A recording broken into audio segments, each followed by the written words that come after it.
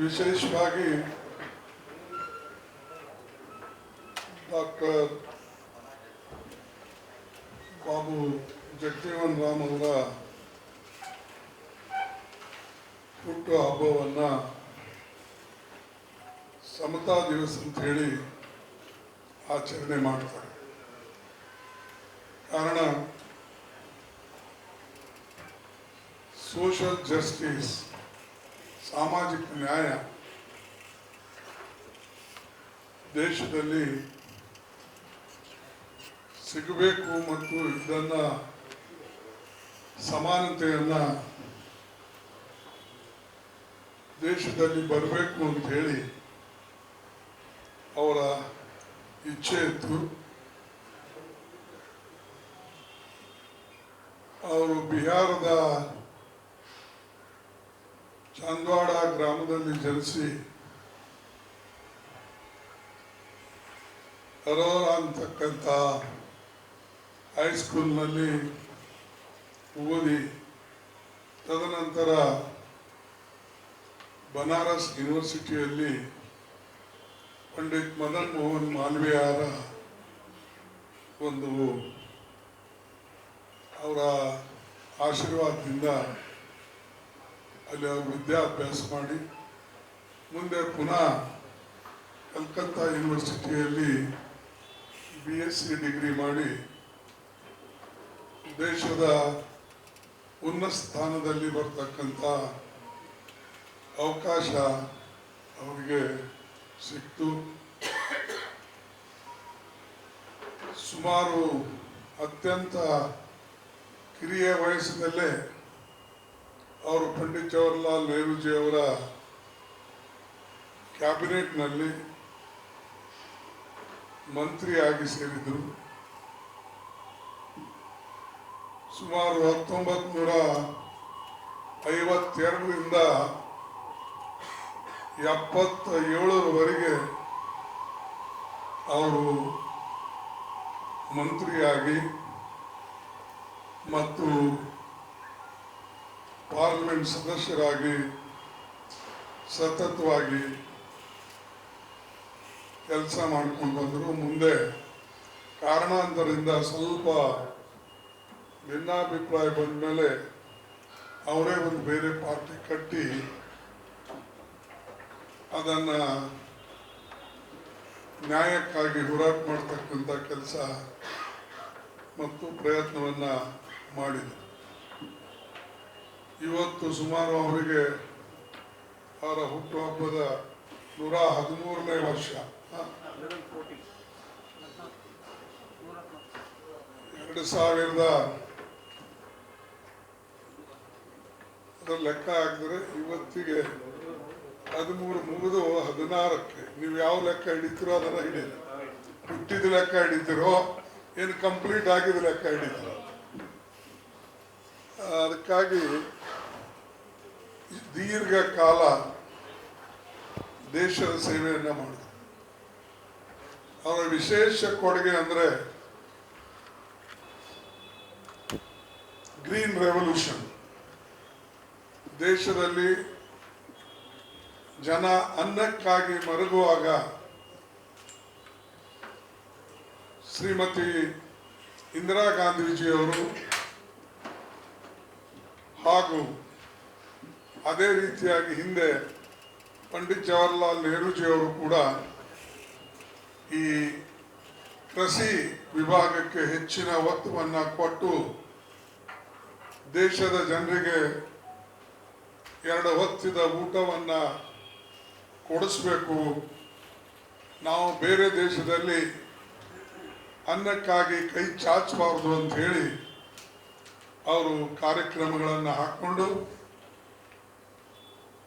ಒಂದು ಹಸಿರು ಕ್ರಾಂತಿಯನ್ನು ಮಾಡಿ ನಮ್ಮ ದೇಶದಲ್ಲಿ ಇವತ್ತು ಇಷ್ಟೊಂದು ಸಂಪನ್ಭರಿತ ಅನ್ನಧಾನ್ಯದ ಏನು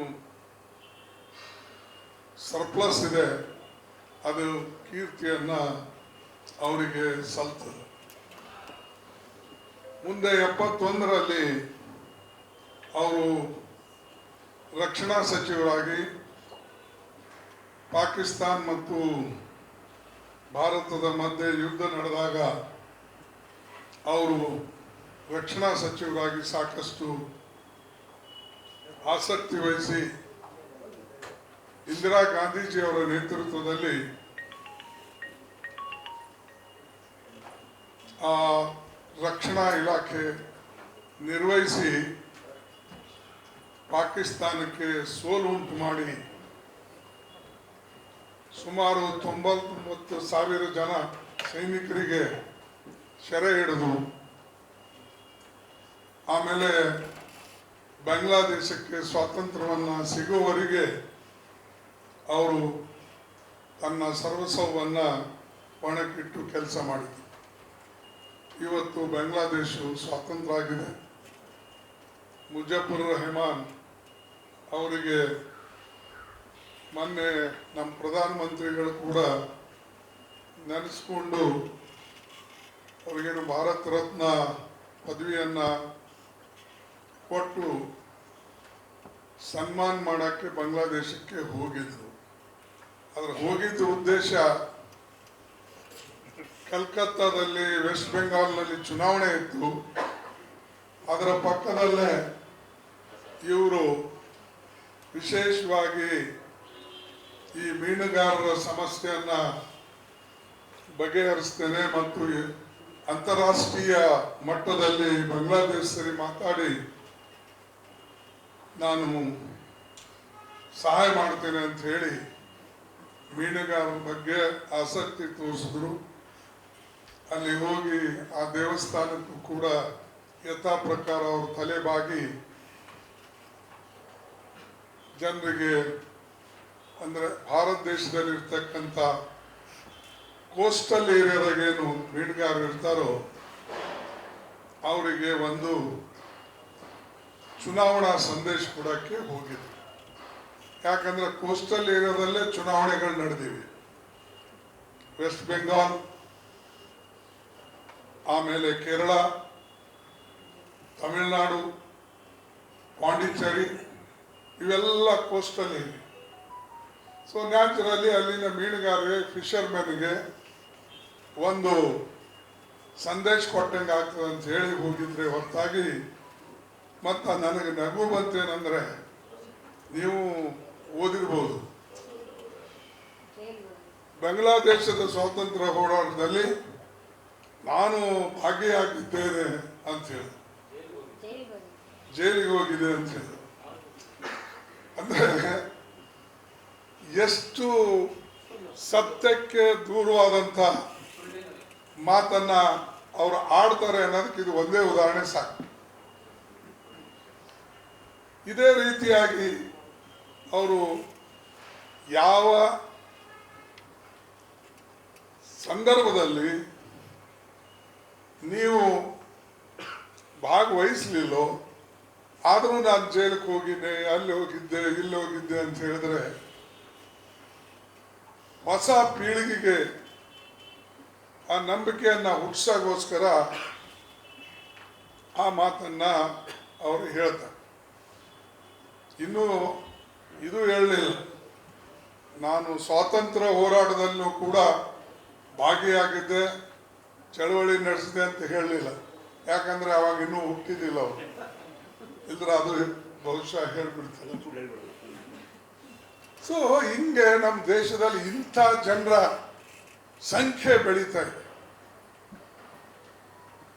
ಸಮಾನತೆ ಹೆಸರಿನಲ್ಲಿ ಸಮಾಜಕ್ಕೆ ಒಡಕುಂಟು ಮಾಡ್ತಕ್ಕಂಥದ್ದು, ಧರ್ಮದ ಹೆಸರಿನಲ್ಲಿ ಧರ್ಮಗಳಲ್ಲಿ ಭೇದ ಹುಟ್ಟಿಸ್ತಕ್ಕಂಥದ್ದು. ಮೊದಲ ಧರ್ಮ ಹೆಸರಿನಲ್ಲಿ ಒಕ್ಕಟ್ಟು ಮಾಡ, ಅದು ಆದಮೇಲೆ ಪುನಃ ಜಾತಿ ಹೆಸರ ಮೇಲೆ ಒಕ್ಕಟ್ಟು ಮಾಡಕ್ಕೆ ಪ್ರಯತ್ನ ಮಾಡೋದು. ಜಾತಿಯಲ್ಲೂ ಕೂಡ ಪುನಃ ಅವರಿಗೆ ಜಾಗ ಸಿಗಲಿಲ್ಲ ಅಂದರೆ ಒಳಜಾತಿಗಳಿಗೆ ಹಿಡ್ಕೊಂಡು ಅವರು ಕೆಲಸ ಮಾಡ್ತಾರೆ. ಹೀಗೆ ಮಾಡಿ ದೇಶ ಯಾರು ಒಡಕೆ ಮಾಡ್ತಾ ಇದ್ದಾರೆ?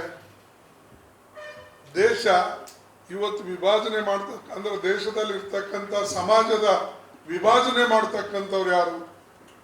ಈ ದೇಶದ ಒಬ್ಬ ಪ್ರಧಾನಮಂತ್ರಿ. ದೇಶ ಕಟ್ಟೋದು ಬಿಟ್ಟು, ದೇಶಕ್ಕೆ ಒಕ್ಕಟ್ಟು ಮಾಡೋದು ಬಿಟ್ಟು, ಸಮಾಜಕ್ಕೆ ಒಗ್ಗೂಡಿಸೋದು ಬಿಟ್ಟು, ಸಮಾಜಕ್ಕೆ ಒಡಿಸ್ತಕ್ಕಂಥದ್ದು, ಜಾತಿಗಳಿಗೆ ಜಗಳ ಹಚ್ಚತಕ್ಕಂಥದ್ದು, ಜಾತಿಯಲ್ಲೇ ಒಳಜಾತಿಗಳು, ಬೇರೆ ಪಂಗಡಗಳು ಇವೆಲ್ಲ ಹೇಳಿಕೊಂಡು ಒಂದು ದೇಶದ ಪ್ರಧಾನಮಂತ್ರಿ ಆದವರು ಅವರು ವಿಶೇಷವಾಗಿ ದೇಶದ ಬಗ್ಗೆ ಹೆಚ್ಚಿನ ಕಾಳಜಿ ವಹಿಸಬೇಕು ಮತ್ತು ಸಮಾಜದ ಬಗ್ಗೆ ಹೆಚ್ಚಿನ ಕಾಳಜಿ ವಹಿಸಬೇಕು. ಅದು ಬಿಟ್ಟು ಪ್ರತಿ ಅಸೆಂಬ್ಲಿ ಚುನಾವಣೆಯಲ್ಲಿ ಕೂಡ ಮುನ್ಸಿಪಾಲಿಟಿ ಚುನಾವಣೆಯಲ್ಲಿ ಓಡದಂಗೆ ಓಡಾಡ ಮುನ್ಸಿಪಾಲಿಟಿ ಕಾರ್ಪೊರೇಷನ್ಗಳನ್ನ ಕೆಲವು ಕಡೆ ಹೋಗಿದೆ, ಎಲ್ಲ ಕಡೆ. ಅಂದ್ರೆ ಕಾರ್ಪೊರೇಷನ್ ಚುನಾವಣೆಗೂ ಹೋಗದೆ, ಅಸೆಂಬ್ಲಿ ಚುನಾವಣೆಗೂ ಹೋಗದೆ, ಪಾರ್ಲಿಮೆಂಟ್ನಲ್ಲಂತೂ ಅವ್ರು ಯಾವಾಗಲೂ ಹೋಗೇ ಹೋಗ್ತಾರೆ. ಅವರ ಪ್ರಧಾನಮಂತ್ರಿ ಪದವಿ ಉಳಿಸ್ಕೊಳಕ ಅದು ಬೇರೆ ವಿಚಾರ. ಅಂದ್ರೆ ಹೇಗೆ ದೇಶದಲ್ಲಿ ಎಷ್ಟರ ಮಟ್ಟಿಗೆ ರಾಜಕಾರಣ ಕೆಳಮಟ್ಟಕ್ಕೆ ಅವರು ತೆಗೆದುಕೊಂಡು ಹೋಗ್ತಾ ಇದ್ದಾರೆ ಅನ್ನೋದಕ್ಕೆ ಇದು ಒಂದು ಉದಾಹರಣೆ. ಮತ್ತು ಅದಕ್ಕಾಗಿ ನಾವು ಒಂದು ಕಡೆ ಹೇಳಿದ್ದೆ, ಕೇರಳದಲ್ಲಿ ಮತ್ತು ಬಸವ ಕಲ್ಯಾಣದಲ್ಲಿ ನೋಡಿ, RSS ಐಡಿಯಾಲಜಿ ಮತ್ತು ಅದು BJPಗೆ ಇವತ್ತು ಬೆಂಬಲವನ್ನು ಕೊಟ್ಟು ನರೇಂದ್ರ ಮೋದಿಜಿ ಅವರಿಗೇನು ಪ್ರಧಾನಮಂತ್ರಿ ಮಾಡಿದಾರೋ, ಈ RSS ಐಡಿಯಾಲಜಿ ಇದು ಒಂದು ವಿಷಯ ಇದ್ದಂಗೆ. ಯಾರಾದರೂ ನೀವು ವಿಷಯ ಹೇಗಿರ್ತದೆ ಅಂತ ಹೇಳಿ ನೆಕ್ ನೋಡ್ತೀನಿ ಅಂದ್ರೆ ಏನಂತಾರ, ಟೇಸ್ಟ್ ಮಾಡಿ ನೋಡ್ತೀನಿ ಅಂತ ಹೇಳಿ ಯಾರಾದರೂ ಅದು ಒಂದು ಬಟ್ ಹಚ್ಚಿ ನುಂಗಿದ್ರೆ ಏನಾಗ್ತದೆ? ಸಾಯ್ತಾನೆ. ಒಂದು ಬಟ್ಲು ಕುಡಿದ್ರು ಸಾಯ್ತಾನೆ, ಒಂದು ಸ್ವಲ್ಪ ಇದು ಅದನ್ನು ಹಂಗೆ. ಇದು ನಾವು RSS ಐಡಿಯಾಲಜಿ ಹೆಂಗಿದೆ, ನರೇಂದ್ರ ಮೋದಿ ಅವರ ನಾಯಕತ್ವ ಹೆಂಗಿದೆ, ಅಥವಾ BJP ಅವರ ನಾಯಕತ್ವ ಇದು ಐಡಿಯಾಲಜಿ ಹೇಗಿದೆ ಅಂತ ಹೇಳಿ ಒಂದು ಸಾರಿ ಚಾನ್ಸ್ ಕೊಟ್ಟು ನೋಡೋಣ ಅಂತಂದ್ರೆ ಅಲ್ಲಿಗೆ ಮುಗೀತು, ಅದು ವಿಷ ಕೊಡೋದಂಗೆ ಅಂತ ನಾನು ಹೇಳಿದೆ. ಯಾರೋ ಒಬ್ಬರು ಪಾಪ ಅದ್ರ ಮೇಲೆ ರಿಯಾಕ್ಟ್ ಮಾಡಿದ್ದಾರೆ, ನಾನು ಹೇಳಕ್ ಹೋಗೋದಿಲ್ಲ. ನಾವು ಆ ತತ್ವವನ್ನ ಮಾನವ ಕುಲಕ್ಕೆ ಸರಿ ಇಲ್ಲ ಅನ್ನತಕ್ಕಂಥ ದೃಷ್ಟಿಯಿಂದ ಅದನ್ನ ಹೇಳ್ತೇವೆ.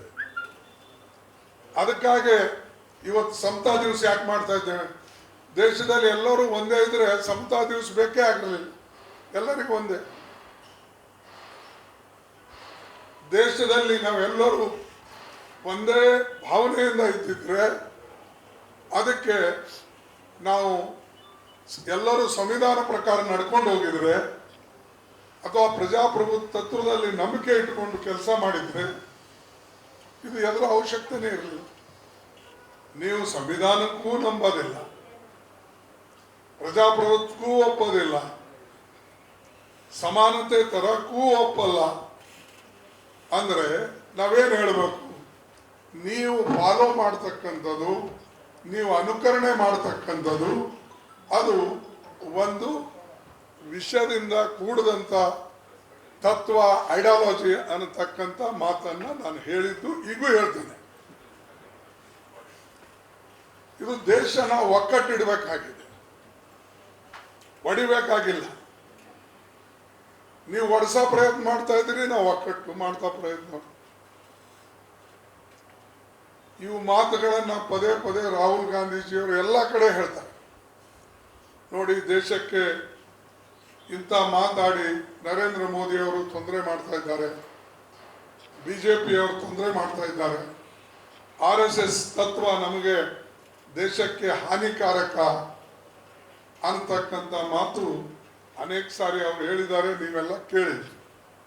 ನಾನು ಕೂಡ ಹೇಳ್ತಕ್ಕಂಥದ್ದಿಷ್ಟೇ, ಇಂಥ ಮಹಾನ್ ನಾಯಕರು ಏನು ನಮ್ಮ ದೇಶದಲ್ಲಿ ಹುಟ್ಟು ಹೋಗಿದ್ದಾರೆ, ಮಹಾತ್ಮ ಗಾಂಧೀಜಿಯವರು, ಪಂಡಿತ್ ಜವಾಹರ್ಲಾಲ್ ನೆಹರೂಜಿಯವರು, ಡಾಕ್ಟರ್ ಬಾಬಾ ಸಾಹೇಬ್ ಅಂಬೇಡ್ಕರ್ ಅವರು, ಜಗಜೀವನ್ ರಾಮ್ ಅವರು, ಇವರೆಲ್ಲರೂ ಕೂಡ ಎಷ್ಟು ಕಷ್ಟಪಟ್ಟು ಈ ದೇಶಕ್ಕೆ ಒಕ್ಕಟ್ಟಾಗಿಟ್ಟಿದ್ದಾರೋ ಅದನ್ನ ಇವತ್ತು ಇವರು ಚಿತ್ರ ಮಾಡಕ್ಕೆ ಹೊರಟಿದ್ದಾರೆ. ಮತ್ತು ಧರ್ಮದ ಹೆಸರಿನ ಮೇಲೆ ಅವರು ಬಹಳ ದಿವಸ ಹೀಗೆ ಆಳ್ತೇವೆ ಅಂತ ತಿಳ್ಕೊಂಡಿದ್ದಾರೆ. ಜನ ಹುಷಾರಾಗಿದ್ದಾರೆ, ಅವರಿಗೂ ಗೊತ್ತಾಗಿದೆ. ಅದಕ್ಕಾಗಿ ಯಾವಾಗ ಜನ ಎಚ್ಚೇಳ್ತಾರೋ ಆವಾಗ ಇವರೆಲ್ಲೂ ಸಿಗೋದಿಲ್ಲ, ಇವ್ರ ಅಡ್ರೆಸ್ಸು ಸಿಗೋದಿಲ್ಲ. ಈಗೇನೋ ಪದೇ ಪದೇ ಅದೇ ಹೇಳ್ತಾರೆ. ಅಲ್ಲಿ ಹೋಗಿ ವೆಸ್ಟ್ ಬೆಂಗಾಲ್ ಎಲೆಕ್ಷನ್ದಲ್ಲಿ, ಕೇರಳ ಎಲೆಕ್ಷನ್ದಲ್ಲಿ, ತಮಿಳುನಾಡು ಎಲೆಕ್ಷನ್ದಲ್ಲಿ ಏನು ಮಾತಾಡಿದ್ದೇ ಮಾತಾಡಿದ್ದು.